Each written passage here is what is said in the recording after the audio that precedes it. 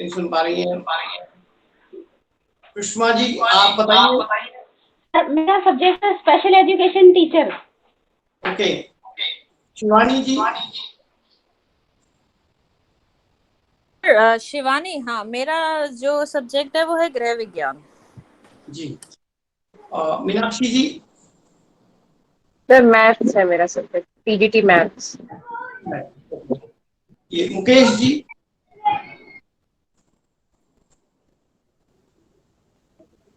Anil ji. Anil ji sir मेरा subject English. English. Anil ji sir मेरा subject natural science. Natural science.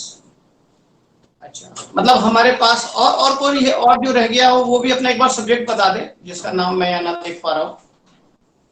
Sir मेरा subject political science. Political science Sangeeta ji. Okay, और मेरा subject है sir economics. Economics. Okay, Suresh ji. और कोई?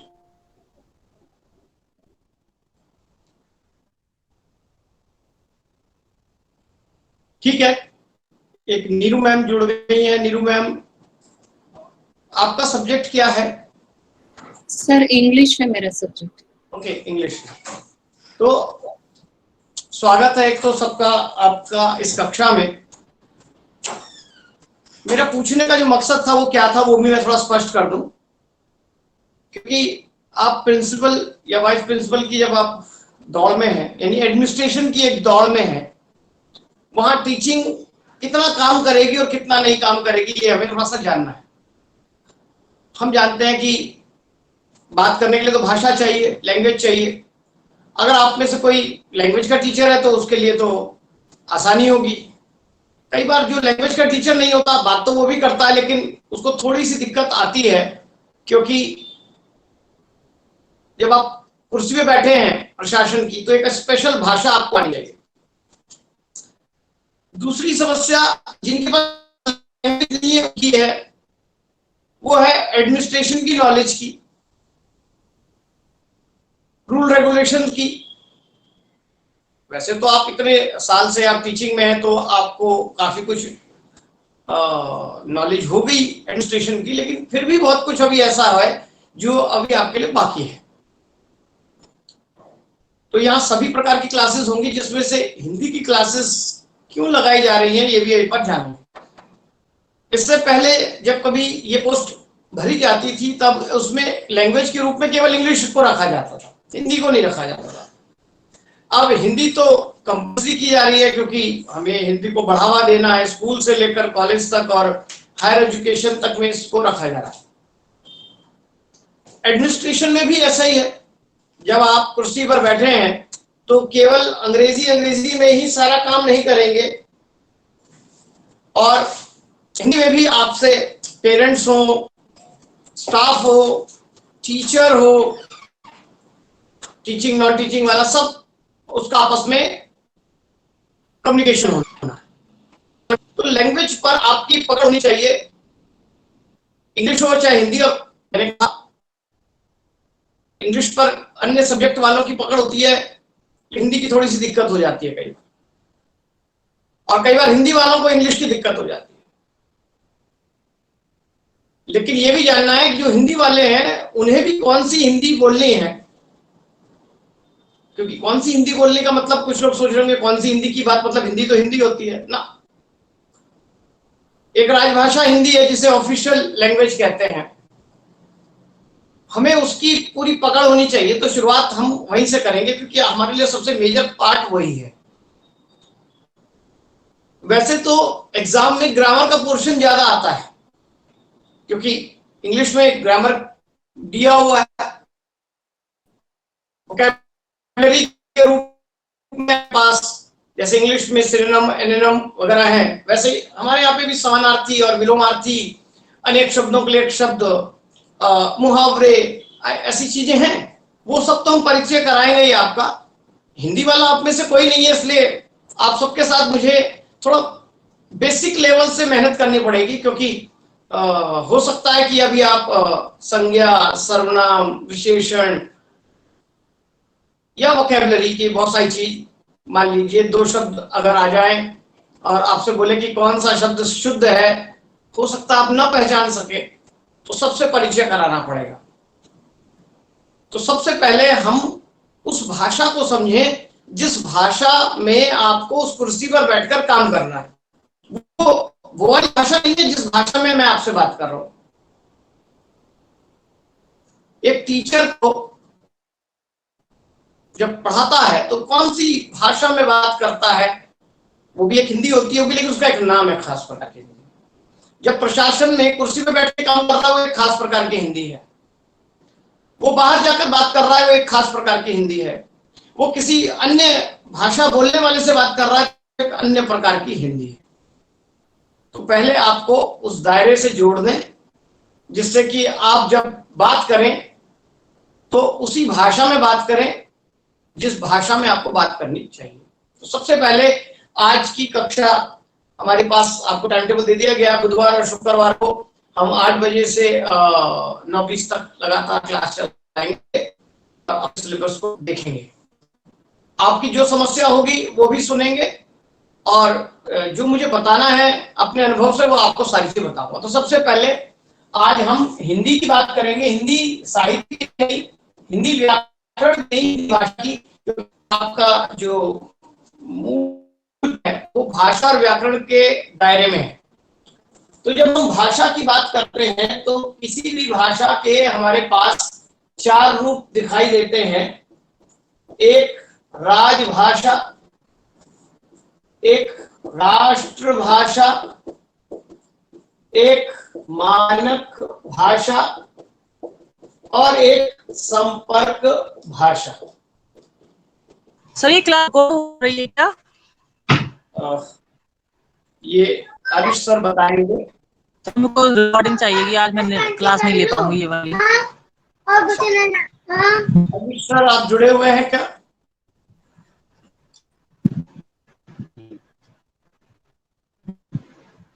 आयुष सर अगर आप जुड़े हो तो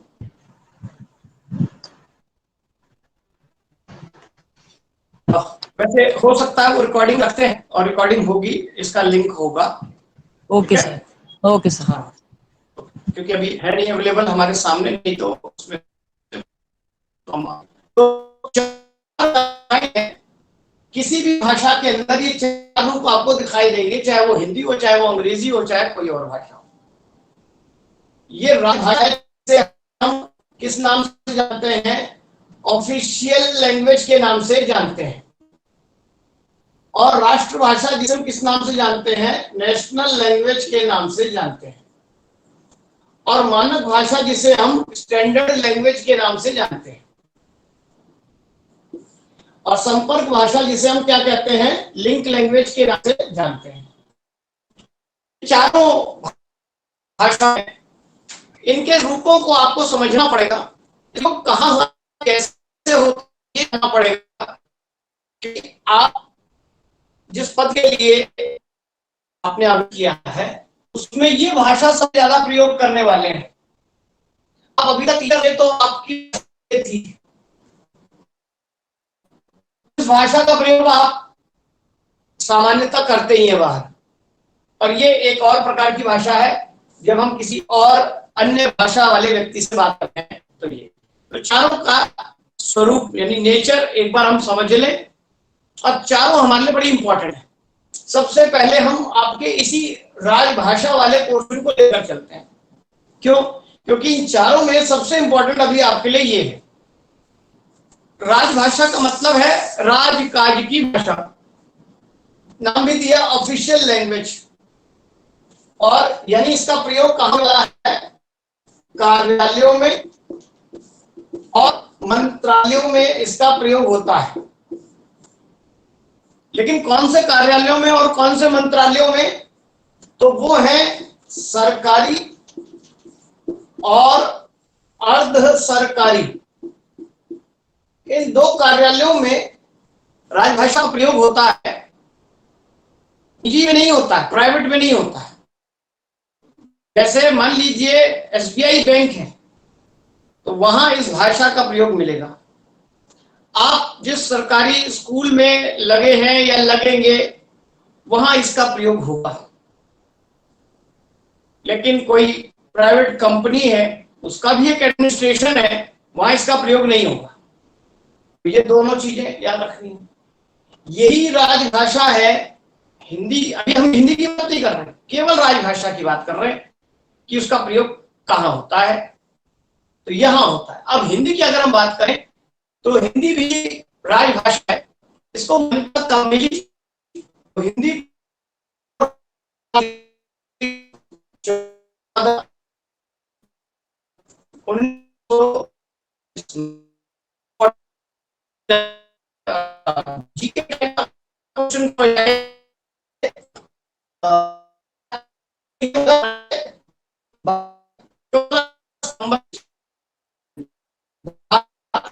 के अंतर्गत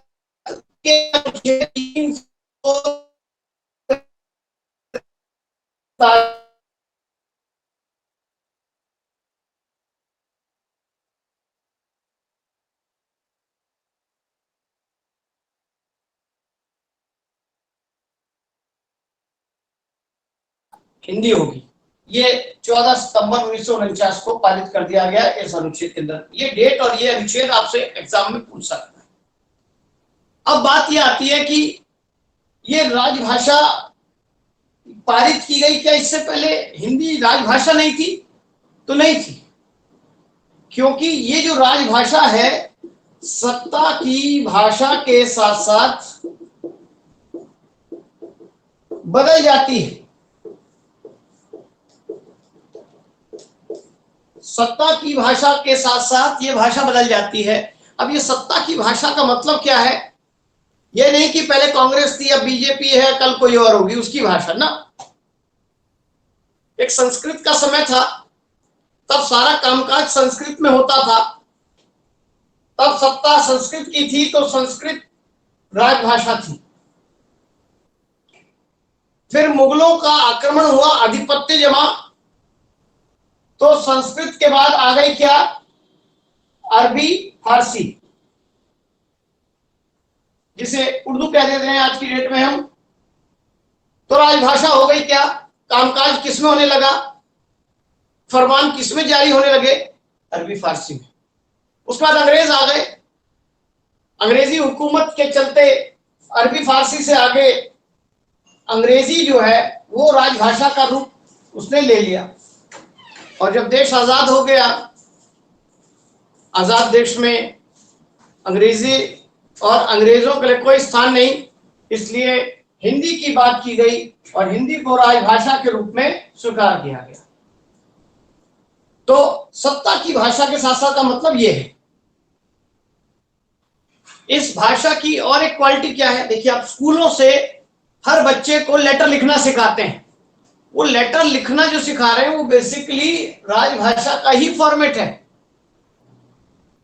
क्योंकि राजभाषा में एक विशेष प्रकार की शब्दावली का प्रयोग होता है, एक विशेष प्रकार की वाक्य संरचना का प्रयोग होता है, जिसकी अभी हम बात करेंगे। लेकिन उससे पहले एक और क्वेश्चन आपसे पूछेगा, जो वो ये पूछेगा कि हिंदी के साथ भारत में कौन सी राजभाषा सहभाषा राजभाषा के रूप में है? सहभाषा अंग्रेजी। तो आंसर क्या है? अंग्रेजी हिंदी के साथ सहभाषा रूप में है। सहभाषा का मतलब क्या हो गया? साथ साथ। आप कोई भी सरकारी फॉर्म उठा के देखते हैं, एक लाइन हिंदी की और उसके साथ सहभाषा की यानी अंग्रेजी की एक लाइन होती है।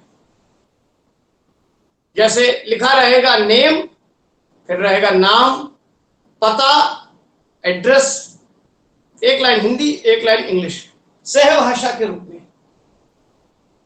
जब संस्कृत थी तब कोई सहभाषा नहीं थी, जब अरबी फारसी थी तब भी कोई सहभाषा नहीं थी, और जब अंग्रेजी थी तब भी कोई सहभाषा नहीं थी। लेकिन हिंदी के लगते ही, देश आजाद होते ही अंग्रेजी को सहभाषा बना दिया गया। क्यों बना दिया गया? ये एक राजनीतिक उस समय का षड्यंत्र था।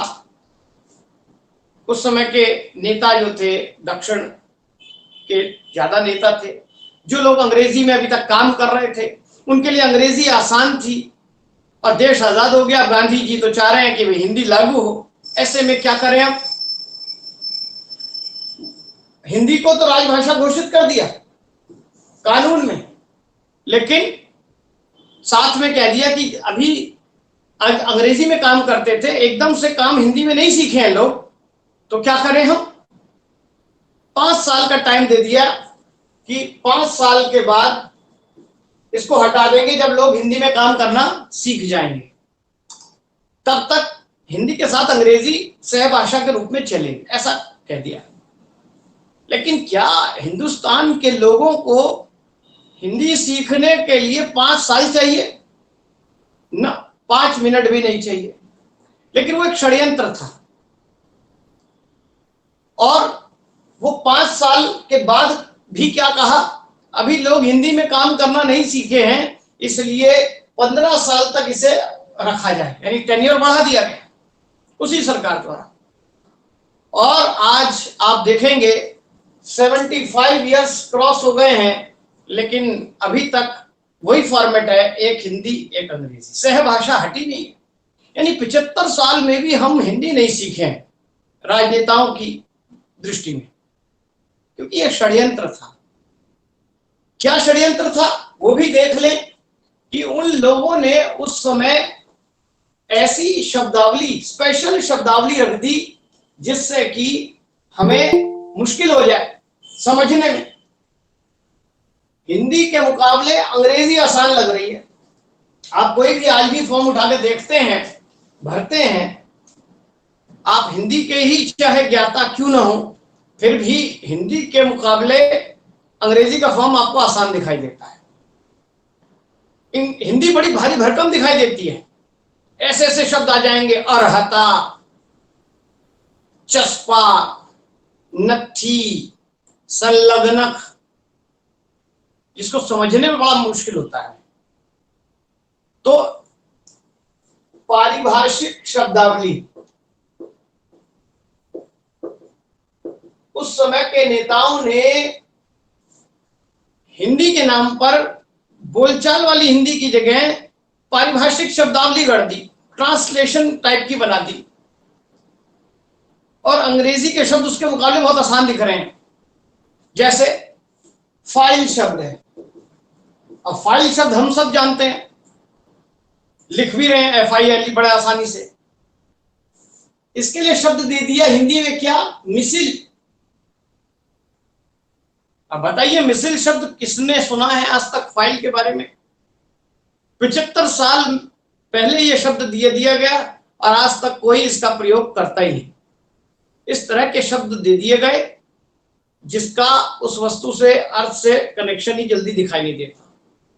और ये शब्दावली इतनी भारी भरकम हो गई हमारे लिए कि हमें लगता है छोड़ो, इसे अंग्रेजी में फॉर्म भर दो फटाफट। तो ये जो वोकैबुलरी है, इससे आपको जुड़ना पड़ेगा, समझना पड़ेगा। इस वोकैबुलरी से कुछ वर्ड्स आ सकते हैं पेपर में जो आपसे पूछ सकते हैं इसका मीनिंग क्या है। बहुत इंपॉर्टेंट वोकैबुलरी है ये। अब इसकी तो पूरी बुकलेट आती है प्रशासनिक शब्दावली की, हिंदी से अंग्रेजी वाली और अंग्रेजी से हिंदी वाली, लेकिन कुछ शब्द ऐसे हैं जो आपको पता होने चाहिए, जो मैं कुछ नोट करा दूंगा, समझ लीजिए, हो सकता है उसी में से आ जाएंगे। कुछ इंपॉर्टेंट वर्ड है क्योंकि डे टू डे में आप उनका प्रयोग करते हैं। तो अभी हम एक ऐसे शब्दों की एक लिस्ट बनाएंगे, हमारे काम आएगी, लेकिन उससे पहले राजभाषा के संबंध में थोड़ी बातें और जानें। तो ये तो षड्यंत्र था जो अभी तक हटा नहीं तो आज हम हटाना चाहें, अंग्रेजी को आज हटा दें और हिंदी में काम करना स्टार्ट कर दें। क्यों? क्योंकि क्या फाइल को मैं हिंदी में फाइल नहीं लिख सकता? लिख सकता हूं, समझ भी आ रहा है, बोला भी जा रहा है, फिर मैं उसके लिए अलग मिसिल शब्द का प्रयोग क्यों करूं? ये जो चीज चलाई गई है, इसलिए ये भारी बना दी गई हिंदी, ऑफिशियल हिंदी। और इस भाषा के बारे में ध्यान रखें, यह भाषा केवल लिखित रूप में है, इसका प्रयोग जो है केवल लिखित रूप में होता है, मौखिक रूप में नहीं होता है। जब आप ऑफिस जाएंगे किसी, तो कर्मचारी आपस में बात तो वही उसी भाषा में करेंगे जिसमें हम आप कर रहे हैं, लेकिन जब लिखने की बात आएगी तो ये वाली पारिभाषिक शब्दावली में ही लिखेंगे। फॉर एग्जाम्पल, मान लीजिए कोई ऑफिसर किसी पीएन से कोई फाइल मंगाना चाहता है तो यही कहेगा, उसे बुलाएगा, उसका नाम लेके बुला देगा। मान लीजिए उसका नाम राजू है, राजू वो फाइल लाना जो कल ऑफिस में ले जानी थी, ऐसे बोलेगा। लेकिन जब लिखने की बात आएगी तो यही बात, तो उसकी शब्दावली बिल्कुल अलग होगी। वहां फाइल शब्द नहीं होगा, मिसिल होगा, ऑफिस शब्द नहीं होगा, कार्यालय होगा, और उसका नाम नहीं लिया जाएगा राजू का। क्यों नहीं लिया जाएगा राजू का नाम भाई? क्योंकि ये भी एक चीज जानने की, पहली बात तो ये लिखित रूप में है, मौखिक रूप में इसका प्रयोग नहीं होगा। ऑफिस वाले केवल इस शब्दावली का लिखने में प्रयोग करेंगे। इस भाषा में आप सर्वनाम प्रधान है, यह संबोधन के लिए है। ये भी आप ध्यान रखें। आप प्रोनाउंस को जानते हैं, आप सर्वनाम जिसे हम हिंदी में कहते हैं उसका प्रयोग भी जानते हैं। मैं अगर आपको बोल रहा हूं फर्स्ट पर्सन हूं तो मैं का प्रयोग कर रहा हूं मैं अपने लिए। आप सेकंड पर्सन है तो आपके लिए तू, तुम और आप का प्रयोग करूंगा, और किसी तीसरे के लिए बात करेंगे तो यह वह आदि की बात करेंगे। यानी सभी प्रकार के सर्वनाम हम बोलचाल में प्रयोग कर लेते हैं, लेकिन राजभाषा में केवल आपको आप का प्रयोग मिलेगा। फॉर एग्जाम्पल, कोई सूचना जारी कर रहा है ऑफिस में, क्या लिखेगा? आप सभी को सूचित किया जाता है। यह भाषा नहीं होगी मैं तुम सबको सूचित कर रहा हूं, मैं और तुम का कोई प्रयोग नहीं। अगर किसी, जबकि हम आदर सूचक शब्द है आप, लेकिन वो आदर सूचक आदर देने के लिए ही होगा, कार्यालय में ऐसा जरूरी नहीं है। हर स्थिति में आपका प्रयोग होगा। मान लीजिए किसी का प्रमोशन हो रहा है तो क्या कहेंगे? आपको पदोन्नत किया जा रहा है। लेकिन वहीं किसी के खिलाफ कार्रवाई हो रही है, दंड देना है, उसको निष्कासित करना है, तब भी यह आएगा, आपको आपके कार्यभार से मुक्त किया जाता है, या आपको कार्यालय से निष्कासित किया जाता है, या आपके खिलाफ अनुशासनात्मक कार्रवाई की जाएगी। दंड हो या पुरस्कार हो, हर स्थिति में संबोधन में आप ही आएगा और कोई सर्वनाम नहीं आएगा। ये इसकी खास पहचान है। और एक बात, इस भाषा में व्यक्ति की अपेक्षा पद प्रधान है। पद, व्यक्ति की अपेक्षा। जैसे मेरा पद है, मैं टीचर हूं, आपका पद है स्टूडेंट है इस समय, जबकि नाम व्यक्तिगत रूप से मेरा भी है और आपका भी है। लेकिन जब आप ऑफिस में हैं तो ऑफिस में नाम नहीं चलेगा। जैसे मैंने कहा बोलचाल में क्या देगा? राजू फाइल ले आ। लेकिन लिखित में जब ये भाषा का प्रयोग होगा तो वहां केवल पद काम करेगा। अब देखिए, कोई किसी ने सूचना जारी की तो लिखेगा आप सभी को सूचित किया जाता है कि कल कार्यालय बंद रहेगा। अब कौन दे रहा सूचना? तो नीचे व्यक्ति अपना नाम नहीं लिखता है, क्या लिखता है? प्रबंधक पद लिखता है और साइन करता है। मान लीजिए प्रधानमंत्री मोदी जी अगर कोई घोषणा करते हैं तो ऑफिशियल है, तो घोषणा लिखी होगी और सब कुछ लिखा होगा घोषणा क्या क्या है, और कर रहा है कौन घोषणा, अपील कौन कर रहा है? प्रधानमंत्री।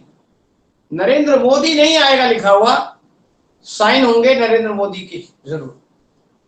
जैसे आप प्रिंसिपल के नाम पर कोई लेटर लिखते हैं, अब आपकी प्रिंसिपल का नाम तो होगा, मान लीजिए उसका नाम राधा रानी है, तो आप ऐसे तो लिखते नहीं सेवा में श्रीमती राधा रानी जी, नाम तो जानते हैं, लेकिन आप क्या लिखते हैं? प्राचार्य।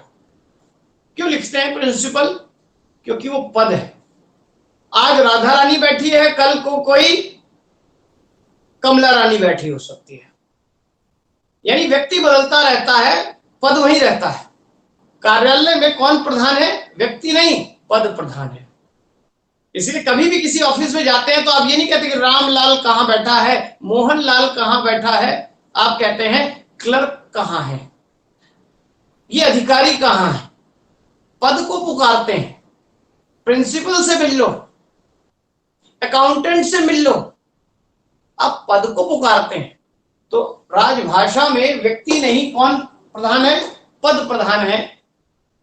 इसलिए अगर आप ऑफिशियल कुछ लिख रहे हैं तो आपको जो ये सारी बातें बता रहा हूं इसको अप्लाई करना होगा। अगर आप नहीं करते हैं तो आप जो कुछ लिख रहे हैं वो लिखा भर है, ऑफिशियल लिखा भर नहीं है। इसलिए मैंने कहा स्कूलों में औपचारिक और अनौपचारिक लेटर लिखवाए जाते हैं, इसीलिए वो औपचारिक लेटर बेसिकली राजभाषा का एक फॉर्मेट है। अगर उसमें कोई गलती है तो वो पूरे उसके फॉर्मेट यानी प्रारूप की ही गलती है। और मैंने कहा कि अभी आप कोई हिंदी का टीचर नहीं है आप में से, और इवन आप में से कोई प्रशासन का कार्य भी अभी तक आपने मान लो नहीं किया है इस तरह का कुछ लिखित रूप में, तो आपको इन सब के लिए अभ्यस्त होना पड़ेगा। इसके बिना आप कुछ लिखकर कुछ जारी करना चाहेंगे, डिक्टेट करना चाहेंगे क्लर्क को, वो भी नहीं कर सकेंगे। क्लर्क तो वही लिखेगा ना जो आप आदेश दे रहे हैं, लेकिन आपकी भाषा, ये शब्दावली, ये प्रारूप न पता हो तो फिर क्या करोगे? तो उस पद पर बैठना थोड़ा मुश्किल हो जाएगा। काम तो चल जाएगा। कई प्रिंसिपल ऐसा भी कर देते हैं कि उनको पता है कि ऑफिशियल काम, ये भाषा, ये सब तो बाबू जानते हैं, कर लेंगे, बस वो बोलते हैं ये जारी कर देना, ये लिख देना, ये कर देना, बस। लेकिन एक्चुअल में तो आपकी जिम्मेदारी है, वो वर्ड्स आपके होने चाहिए और ये सारी बातें आपको उसमें पता हो। एक और बात इसमें, इस भाषा की जो हमें याद रखने की है कि इस भाषा में आदर सूचक शब्दों का प्रयोग होता है। ये आदर सूचक शब्द क्या है? जैसे किसी का नाम लिखना है तो उसके आगे श्री, श्रीमान, श्रीमती, सुश्री, ऐसे शब्द लिखे रहते हैं। जो एप्लीकेबल होता है उस पे, उसको छोड़कर बाकी को काट दिया जाता है। यानी ऑफिशियल लैंग्वेज में, कार्यालयी भाषा में, राजभाषा में आदर सूचक ये शब्द जरूर होंगे, चाहे वो अधिकारी हो, चाहे वो छोटा सा पीएन क्यों ना हो, कोई छोटा कर्मचारी क्यों ना हो, चाहे उसके लिए अच्छी बात लिखी जा रही हो, चाहे बुरी बात लिखी जा रही हो, लेकिन ये आदर सूचक शब्द रहेगा। मान लीजिए किसी की, मैंने कहा, प्रमोशन हो रही है और उसके लिए लेटर जारी किया गया ऑफिस की तरफ से, तो क्या लिखा रहेगा? श्री अशोक कुमार, आप कार्यालय में कार्य करते हुए पदोन्नत किए जा रहे हैं, ऐसा लिखा रहेगा। अगर मान लीजिए उसको कहीं निष्कासित किया जा रहा है तो भी वही लिखा रहेगा, श्री अशोक कुमार, आप कल कार्यालय में अनुपस्थित पाए गए, इसलिए आपके विरुद्ध अनुशासनात्मक कार्रवाई होगी, तब भी श्री रहेगा। जैसे यहां आपकी मैंने बात की थी, वैसे ही अगर नाम जब लिखा जाएगा तो उसके आगे ये आदर सूचक शब्द जरूर चलेंगे, ध्यान रखना। और दो आदर सूचक शब्द एक साथ कभी नहीं चलते। बहुत सारे लोग ऐसी गड़बड़ करते हैं, जैसे यूं लिख देते हैं, प्रिंसिपल को लेटर लिख रहे हैं, सेवा में श्रीमान प्रधानाचार्य जी, और महोदय जी भी लिख देते हैं, बल्कि महोदय जी, इतना सारा कुछ लिख देते हैं। एक नाम के साथ एक ही ऑनरेबल वर्ड आएगा। ये जो श्रीमान है एक ऑनरेबल वर्ड है, देखिए। इसमें प्रधान के अंदर आचार्य जो लगा हुआ है वो भी एक ऑनरेबल वर्ड है, महोदय भी एक ऑनरेबल वर्ड है और जी भी, चार ऑनरेबल वर्ड लगा दिए। जैसे बहुत सारे लोग गड़बड़ करते हैं स्कूलों में, आप देखते हैं बच्चे पुकारते हैं सर जी, मैडम जी। सर या मैम जो है वो अपने आप में ऑनरेबल वर्ड है, उनके साथ जी नहीं लगता है, लेकिन बच्चे लगा देते हैं। और वो गलती हम भी बड़े होने पर लिख देते हैं श्रीमान, ये लग गया तो फिर ये नहीं लगने, और अगर इसमें लगा हुआ है तो ये भी नहीं लगना। केवल आना था क्या, सेवा में प्रधानाचार्य या प्रधानाचार्य, कोई जी नहीं, कोई महोदय नहीं, कोई श्रीमान नहीं, क्योंकि इसमें ऑनरेबल वर्ड है। अगर ये मान लीजिए नाम होता कुसुम तो क्या लिखा जाता है, श्रीमती कुसुम, तभी हो जाता है। लेकिन पद आएगा, नाम आएगा नहीं, ऑनरेबल वर्ड आएगा, लेकिन इसका मतलब ये नहीं कि जरूरत से ज्यादा ठूस दो उसमें बहुत सारे। तो इस तरह की गलतियां ना हो, ये सभी चीजें हो सकता है पेपर में आपसे पूछ ले, क्योंकि अब आपको इसी भाषा का प्रयोग करना पड़ेगा। अगर आप उस पद पर बैठकर हिंदी में काम कर रहे हैं तो अंग्रेजी में कर रहे हैं तो फिर वो सहभाषा वाली अंग्रेजी का फॉर्मेट आपको आना चाहिए। मैंने कहा फॉर्मेट, तो उसके लिए हिंदी शब्द क्या दिया है पारिभाषिक शब्दावली में, प्रारूप, तो आपको वो शब्द याद रखना पड़ेगा। एक और चीज याद रखें, ये जो राजभाषा है हमारी, इसके अंदर एब्रिविएशन भी चलते हैं, संक्षिप्तीकरण भी चलते हैं। एब्रिविएशन यानी संक्षिप्तीकरण। ये संक्षिप्तीकरण क्या है, बड़े वर्ड्स को छोटा कर देना। जैसे शब्द है नो ऑब्जेक्शन सर्टिफिकेट, तो इसके लिए इसका एन ले लिया, इसका ओ ले लिया, इसका सी ले लिया, एनओसी बना दिया। ये तो इंग्लिश का फॉर्मेट है। ऐसे ही हिंदी में भी बनाए हुए हैं। जैसे मान लीजिए एक शब्द दे रखा है एलडीसी, इंग्लिश में है लोअर डिविजनल क्लर्क, हिंदी में है क्या, निम्न श्रेणी लिपिक। तो इसका शॉर्ट फॉर्म क्या बनाया हुआ है एब्रिविएशन में, नी श्रेली, ऐसे बनाया हुआ है। जैसे आप देखते हैं किसी पेज के एंड में लिखा रहता है पीटीओ, ये शॉर्ट फॉर्म है, और उसका हिंदी में जो नाम होता हुआ है की क्री फ, कृपया पन्ना उलटिए। तो ये जो शॉर्ट फॉर्म है, ये भी एब्रिविएशन भी राजभाषा में प्रयोग होती है। आपको हो सकता है कोई एब्रिविएशन दे दे ऑफिशियल, और आपसे पूछे बताइए भाई इसका फुल रूप क्या है, पूरा रूप क्या है। जैसे मान लीजिए इंग्लिश में आता है सीएल, आपने बहुत सीएल लिए होंगी, तो आपसे पूछ लेगा, अंग्रेजी में होगा तो आपसे पूछ लेगा सीएल की फुल फॉर्म क्या है, तो आप बताएंगे कैजुअल लीव। अब हिंदी में आपको हो सकता है ये पूछ ले सीएल को या कैजुअल लीव को हिंदी क्या कहते हैं, तो पारिभाषिक शब्दावली में आपको कैजुअल लीव में क्या कहते हैं, आकस्मिक अवकाश। तो इसका शॉर्ट फॉर्म हिंदी में क्या बनेगा, ऐसा लिखा मिलेगा। ठीक है, तो आपको दो चीजें याद करनी पड़ेंगी, एक पारिभाषिक शब्दावली जो भी मैंने कहा आपको लिखवाऊंगा, और दूसरा ये इस तरह शॉर्ट फॉर्म्स बहुत सारी मिलती हैं आपको, जैसे टीए, डीए और एलडीसी, यूडीसी, छोटे छोटे आपको बहुत सारे प्रयोग आप करते रहते हैं, तो वो आपको पता हो ये क्या है।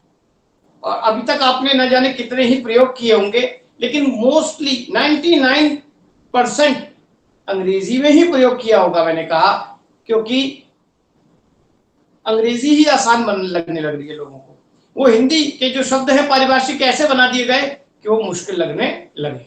ठीक है, तो अब आइए कुछ उस वोकैबुलरी पर ध्यान दें। उससे पहले एक बात और, इस भाषा की एक क्वालिटी और है, वो भी और जोड़ ले, फिर पारिभाषिक शब्दावली नोट करेंगे हम।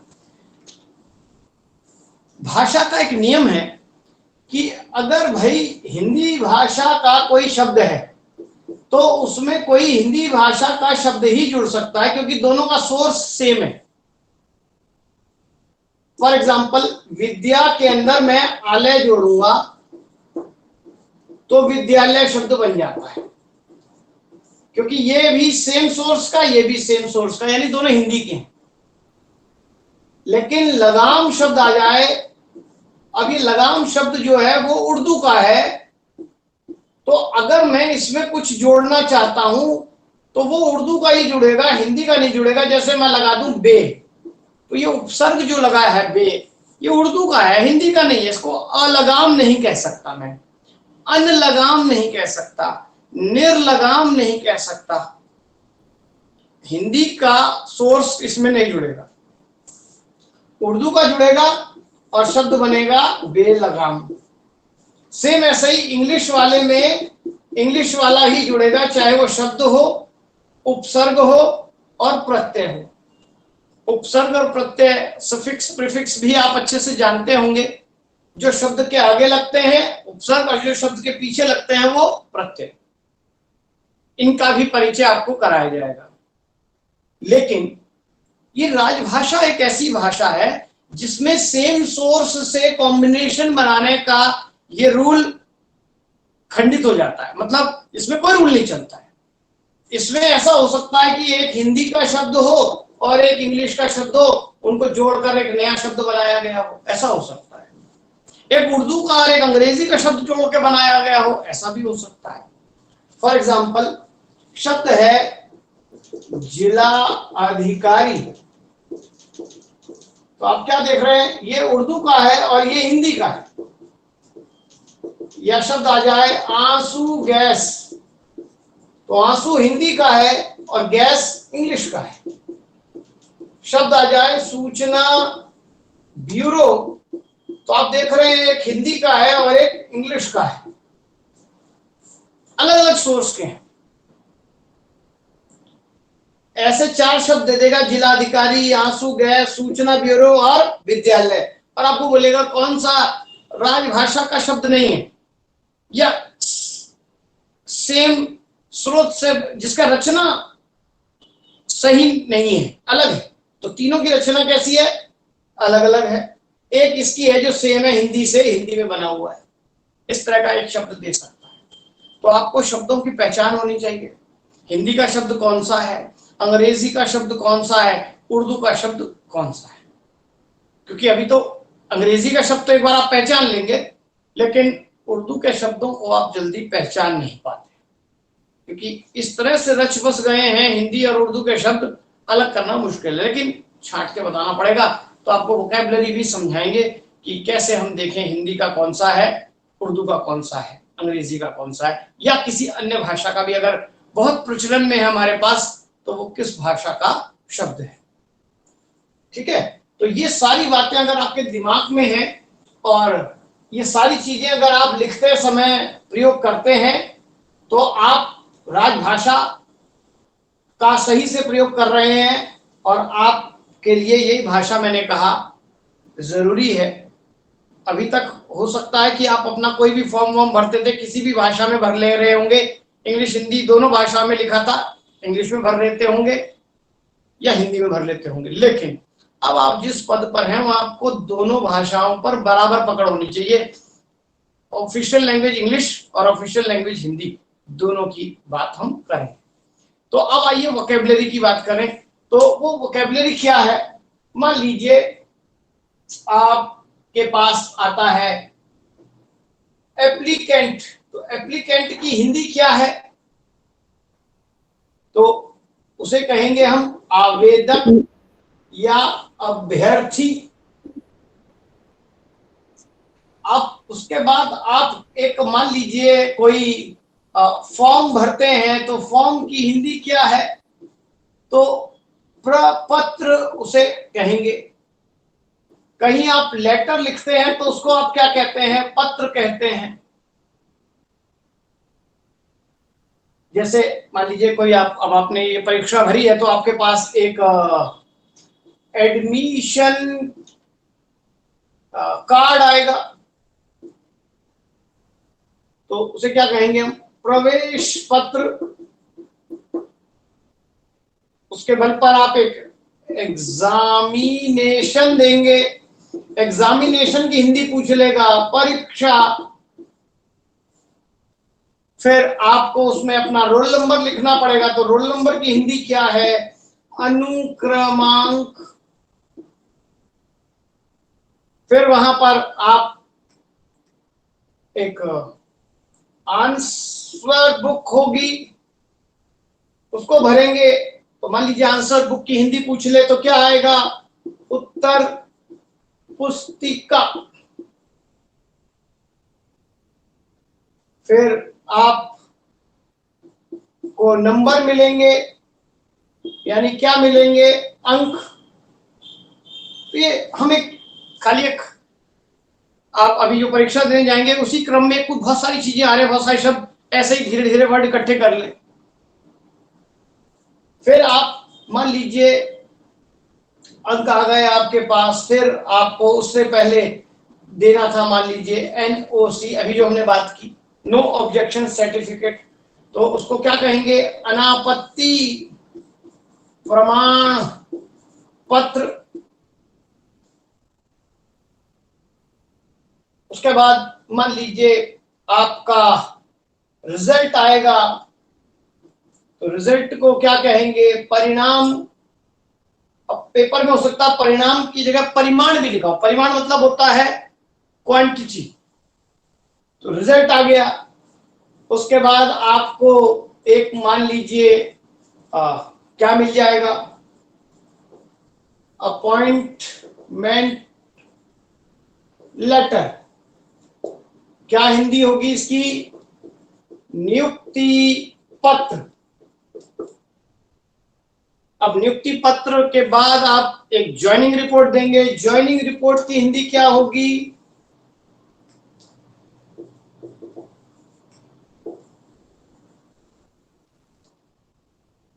अब बहुत सारे लोग जिन्हें ये सब नहीं आता वो ज्वाइनिंग रिपोर्ट को ऐसे करके लिख देते हैं।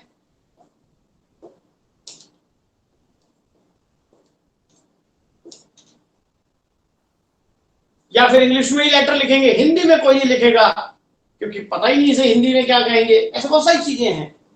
तो ये क्या है? सर ये जो सर ऊपर आपने जो अभी लिखा ना वो दिखाई नहीं दे रहा। ऊपर वो मतलब मैं नीचे लिख देता हूँ थोड़ा सा। ज्वाइनिंग रिपोर्ट जिसको हिंदी नहीं पता वो ऐसे लिख देता है, ऐसे शब्दों के लिए, जो भी शब्द के लिए ज्वाइनिंग रिपोर्ट ऐसे लिख देगा। हिंदी लिख रहा है क्योंकि हिंदी लेटर लिख रहा है, क्योंकि उसे इंग्लिश में लिखना नहीं आता। लेकिन अब बेचारे के पास मजबूरी है कि वो ज्वाइनिंग रिपोर्ट की हिंदी क्या करे, क्योंकि पारिभाषिक शब्दावली पता नहीं है। वो ऐसे शब्दों का जुगाड़ कर लेता है। जुगाड़ कुछ भी नहीं करना है। अब देखिए उत्तर पुस्तिका नहीं पता, आंसर बुक को कैसे लिख देगा? ऐसे लिख देगा आंसर बुक। मैं कह रहा हूं अंग्रेजी को अगर हटाना है राजभाषा में से तो बिल्कुल शुरुआत में ऐसा लिखिए। जिन शब्दों का को लिखने में आसानी है, लेकिन हर किसी को ऐसा बनाने की जरूरत नहीं है क्योंकि आपको पता ही नहीं इसका मतलब, इसका मीनिंग। ज्वाइनिंग रिपोर्ट की हिंदी क्या है? कार्य ग्रहण सूचना।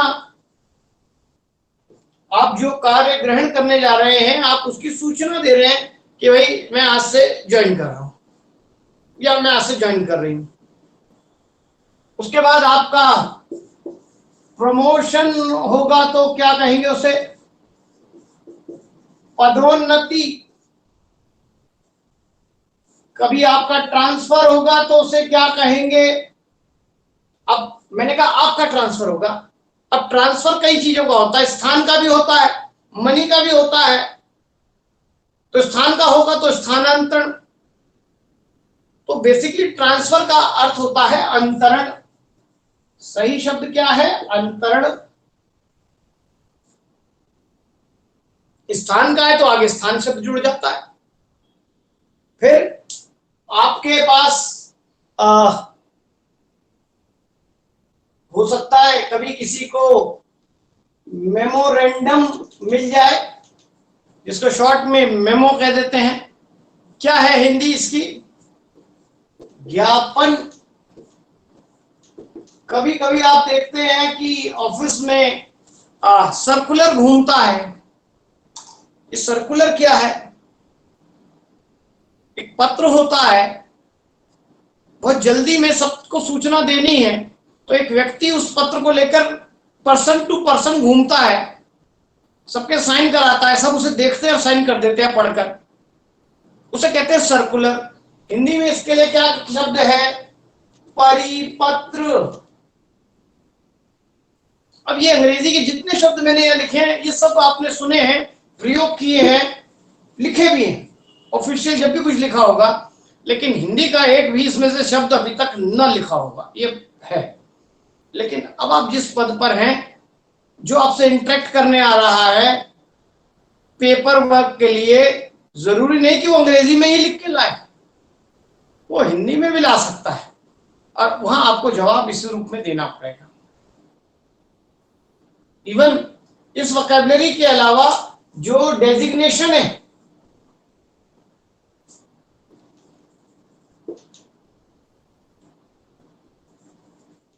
यानी पद, इनके नाम भी, पदों के नाम भी आपको हिंदी में आने चाहिए।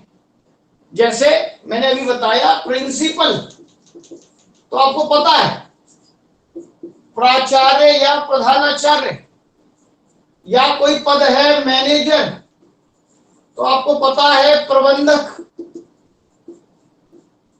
लेकिन बहुत सारे पद ऐसे हो सकते हैं जिसके पद के बारे में मान लो आपको ना पता हो। इंजीनियर है, क्या कहें इंजीनियर को?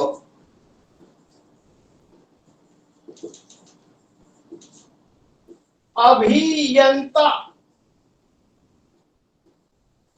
अब ये जूनियर भी है और सीनियर भी है, तो जूनियर को क्या कहेंगे? जूनियर इंजीनियर को। और सीनियर है तो सीनियर वाले को क्या कहेंगे?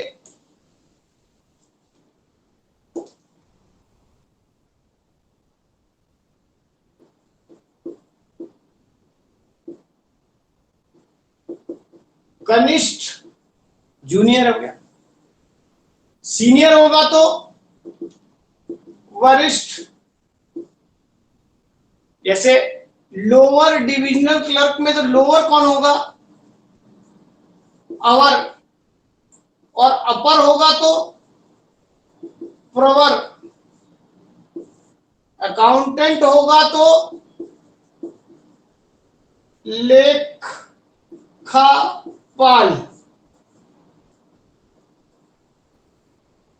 और वहीं पर आपको कभी डिविडेंड मिल रहा हो तो उसको क्या कहेंगे?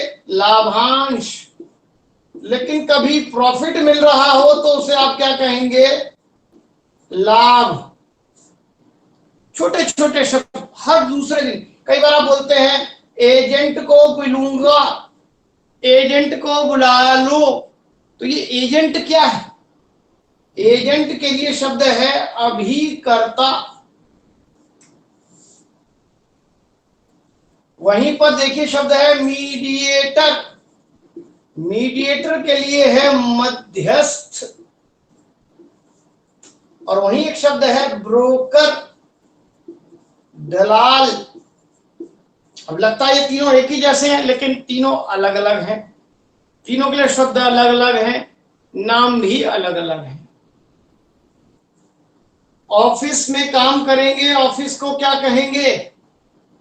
कार्यालय। ऑफिस में काम करने वाला होगा ऑफिसर, क्या कहेंगे? अधिकारी। वो ऑर्डर देगा उसको क्या कहेंगे? आदेश।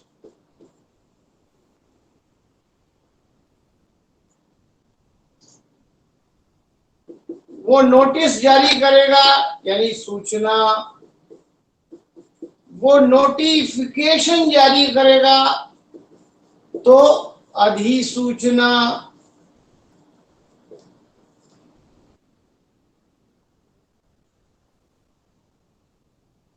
आपको पे मिलेगी, पे मीन्स सैलरी। क्या लिख दूं? सैलरी को आमदनी लिख दूं। आमदनी तो क्या होती है? इनकम, आय या आमदनी। सैलरी क्या हो गई? वेतन। आप टैक्स दोगे, कर। सर एक क्वेश्चन है। हाँ, अभी आपने ज्वाइनिंग रिपोर्ट में लिखवाया कार्य ग्रहण सूचना, और जी यहाँ पर आपने कहीं और भी सूचना लिखवाया, नोटिस के लिए भी सूचना लिखवाया है। जी, तो दोनों का मतलब सूचना होगा। रिपोर्ट मीन्स भी सूचना और नोटिस मीन्स भी सूचना। समझ लीजिए, एक शब्द का प्रयोग जिस परिस्थिति में होता है वहां अर्थ अलग होता है, दूसरी परिस्थिति में अर्थ दूसरा होता है। जबकि सामान्य इसी पारिभाषिक शब्दावली में जो रिपोर्ट शब्द है उसके लिए शब्द है प्रतिवेदन। बहुत इंपॉर्टेंट वर्ड आएगा। रिपोर्ट के लिए शब्द तो है प्रतिवेदन, लेकिन जब आप ज्वाइनिंग रिपोर्ट दे रहे हैं इसका मतलब आप कोई रिपोर्ट लिख के नहीं दे रहे हैं, आप आवेदन ही दे रहे हैं, एक प्रकार का सूचना है। मगर वो इसलिए वहां वो रिपोर्ट के लिए क्या शब्द है? वहां ये नहीं है कि ज्वाइनिंग नोटिस नहीं है, ज्वाइनिंग रिपोर्ट है। जैसे पुलिस वाले अपने अधिकारी के पास रिपोर्टिंग करते हैं, जैसे रिपोर्टर है।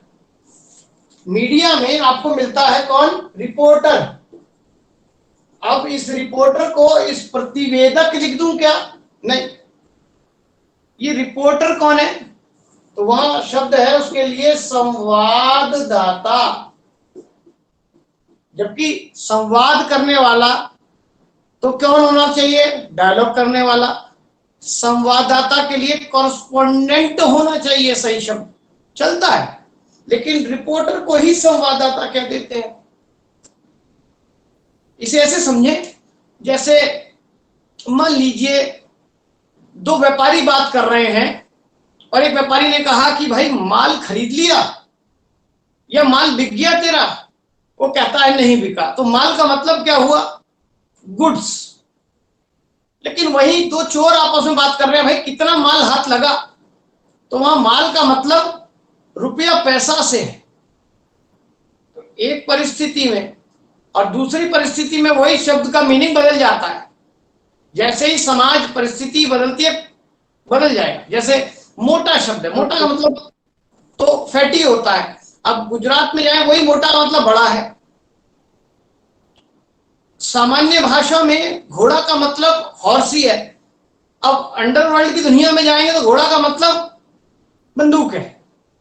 ठीक है, तो इस तरह से इसी पारिभाषिक शब्दावली में आपको वो शब्द दिखाई देगा, लेकिन वो जिसके साथ जुड़कर आया उसका उस समय वहां वो पारिभाषिक शब्द ही बदल दिया गया। अभी तो मुश्किल लगने लगा। अरे भाई नोटिस का मतलब सूचना ले लूं और नोटिफिकेशन का मतलब अधिसूचना, चलो ये तो समझ आ रहा है। नोटिस और नोटिफिकेशन में अंतर क्या है? सूचना तो कोई भी दे सकता, मैं भी दे सकता हूं, मगर मेरे पास मान लीजिए अधिकार नहीं है, ऑथेंटिसिटी नहीं है, तो मेरी सूचना सूचना भर है, लेकिन जिसके पास अधिकार है वो सूचना जारी करेगा तो वो कहलाएगा नोटिफिकेशन। मान लीजिए यूपीएससी कोई एग्जाम कराना चाहता है और यही वाइस प्रिंसिपल का मान लीजिए एग्जाम कराना चाहता है, तो बहुत सारे इंस्टीट्यूट वाले या अखबार वाले कोई भी चीज सूचना निकालेंगे, भाई अगस्त में परीक्षा होने वाली है, कोई कहेगा सितंबर में होने वाली है। ये सब सूचनाएं हैं।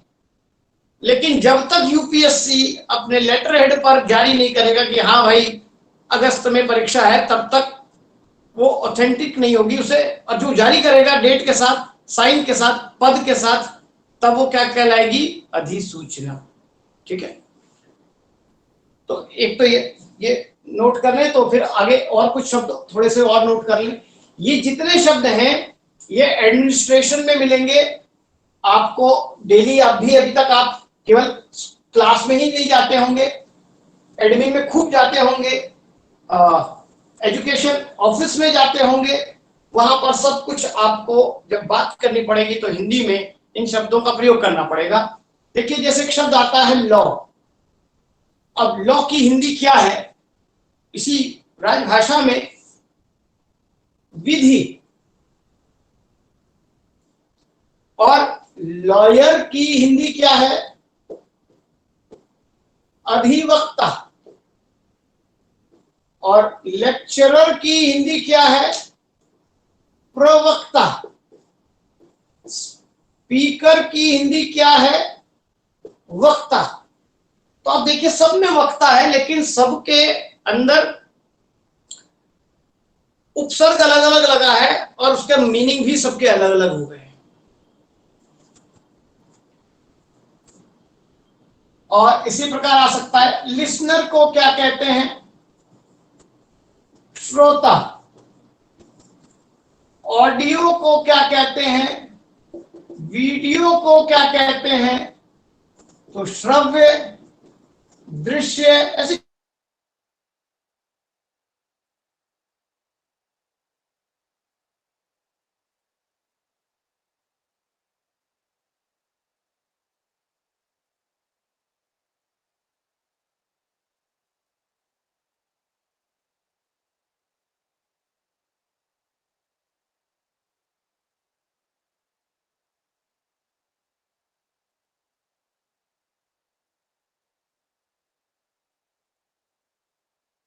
ट्रेशन, प्रशासन,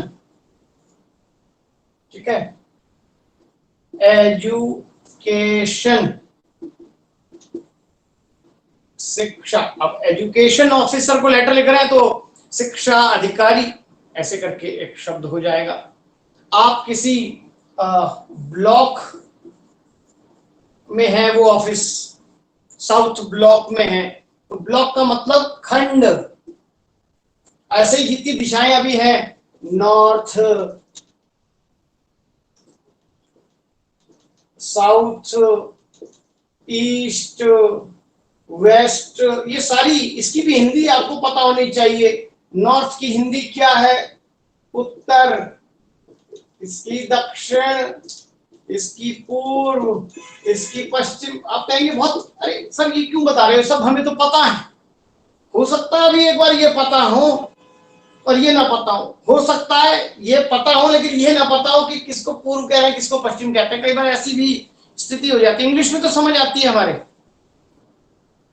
इवन जैसे नंबर से हमारे, जैसे ये आ जाए,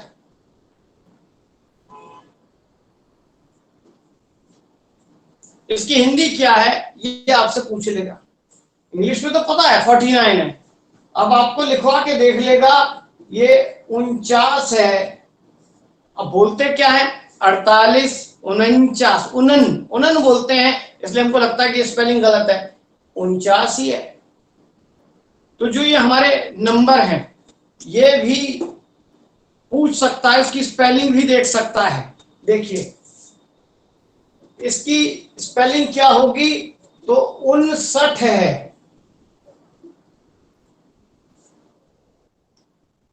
तो इनको भी तैयार रखना है, क्योंकि हमारे पास ये भी लिखने के लिए आएगा।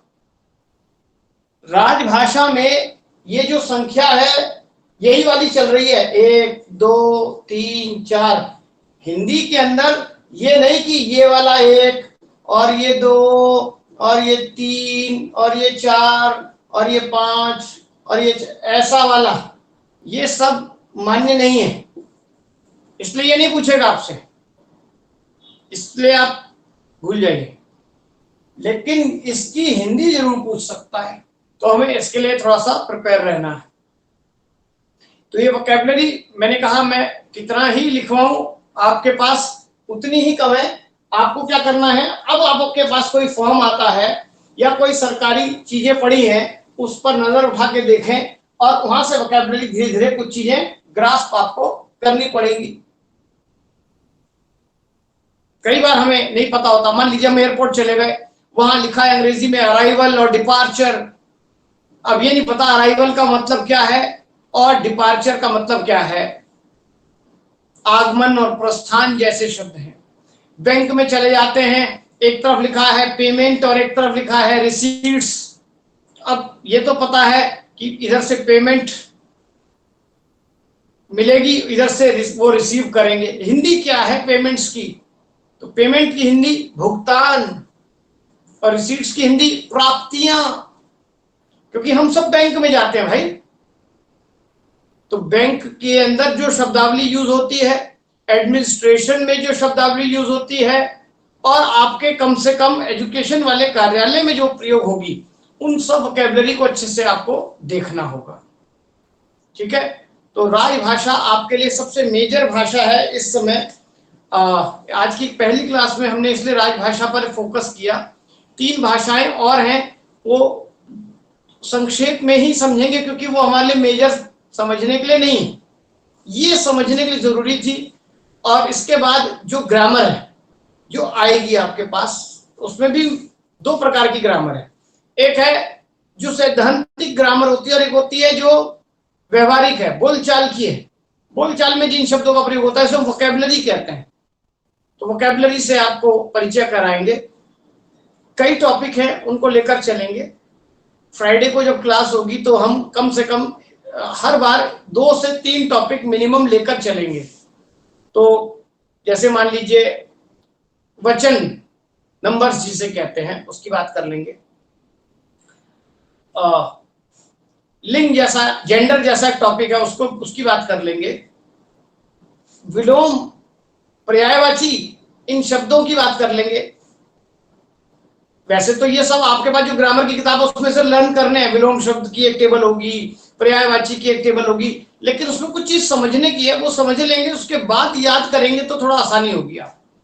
ठीक है, तो शुक्रवार को आपसे मिलेंगे। पहले ये 3 भाषाएं जो हमारी रह गई हैं, राष्ट्रभाषा, मानक भाषा, संपर्क भाषा, उनकी बात करेंगे और फिर आगे 1-2 टॉपिक लेकर चलेंगे ग्रामर के। इस तरह से क्लास चलेगी। अब जितना कुछ पढ़ाया, क्योंकि ये ऑनलाइन क्लास है, इसमें वैसे तो बीच में पूछने का सबको अधिकार है, नाम रोक कर आप पूछ सकते हैं, लेकिन फिर भी अभी कुछ ऐसा भी होते हैं स्टूडेंट जो लास्ट में पूछते हैं। तो किसी को कोई बात न समझ आई हो या कुछ और जानकारी लेनी हो तो आप पहले ले लीजिए, फिर हम क्लास छोड़ेंगे। और क्लियर है तो फिर हम क्लास को भी छोड़ देंगे। सर कुछ नोट्स मिल जाएंगे इसके, आप जैसे अभी करा रहे थे या ऐसे कुछ? नीरू मैम, आपको आरिश सर जो है उनसे आप बात कीजिएगा। जो भी, जिसको भी स्टडी मटेरियल से रिलेटेड अगर आपको चाहिए, लगता है कि मटेरियल मिल जाए ये लिखा हुआ, तो वो बताएंगे। और अगर ये रिकॉर्डेड क्लास की बात कर रहे हैं तो वो भी आप उनसे पूछिए, वो बताएंगे। ठीक है, क्योंकि ये व्यवस्था, वो एडमिनिस्ट्रेटर है, मैं तो भाई टीचर हूँ। ठीक है, तो वो बता देंगे। हाँ ठीक है, शुभ रात्रि।